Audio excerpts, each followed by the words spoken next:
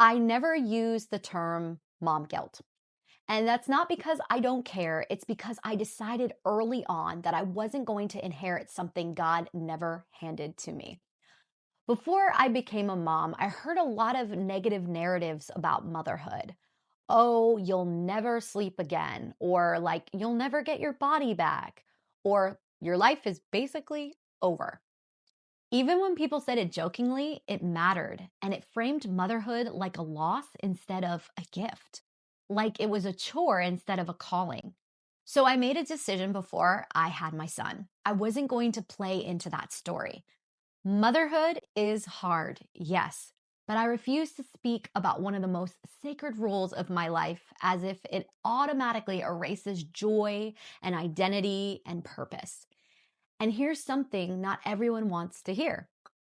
You know how on an airplane they say, put on your oxygen mask before you assist other people? I live by that in motherhood every single day. I don't feel guilty about getting my hair done or getting my nails done or just taking care of myself in general. Because the reality is this, I'm a better mom when I feel like myself. My son doesn't benefit from a depleted version of me. He benefits from a mom who is present and confident and emotionally healthy and whole.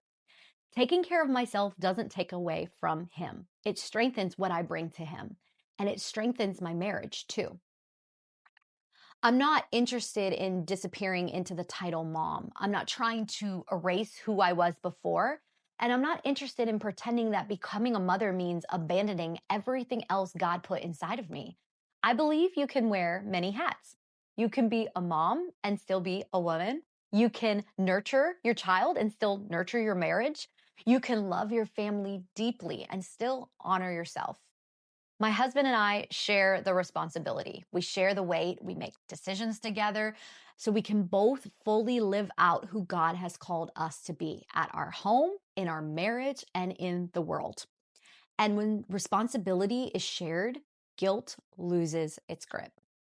We take it one day at a time. We make the best decision we can with the energy and the wisdom we have for that day. And we consider everyone involved, our son, our marriage, and ourselves. That's not selfish, that is sustainable. So, no, mom guilt isn't a part of my vocabulary. Not because I'm above the pressure, but because I'm intentional about what I allow to shape me. When I hear women talk negatively, even women who love being moms, but when it comes to motherhood, it's framed as exhaustion, resentment, or loss, I don't let that speech become a part of what I take in. I can listen with compassion without letting it define my identity because the stories we repeat become the stories that we live. And I want my son to grow up seeing a mom who is joyful and confident and grounded, not one who is constantly apologizing for having needs or dreams or boundaries. Motherhood is a gift and it's also work.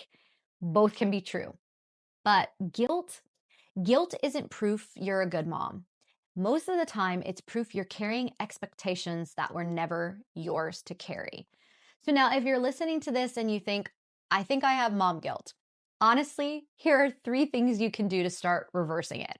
First, name where it came from. Is it comparison? Is it social media? Is it comments from other moms? Unspoken expectations you never agreed to? You can't release what you haven't identified. Second, replace guilt with intentionality. Instead of asking, should I feel bad about this? Ask, is this decision wise and loving and sustainable for my family? Guilt shames, wisdom guides. And third, stop narrating motherhood like it's a burden. Language matters. What you repeatedly say shapes what you believe and what your children absorb. You don't have to pretend it's easy, but also you don't have to make it miserable to make it meaningful. So I choose gratitude over guilt, intention over pressure, and confidence over comparison. That doesn't make me a better mom. It just makes me a more present one.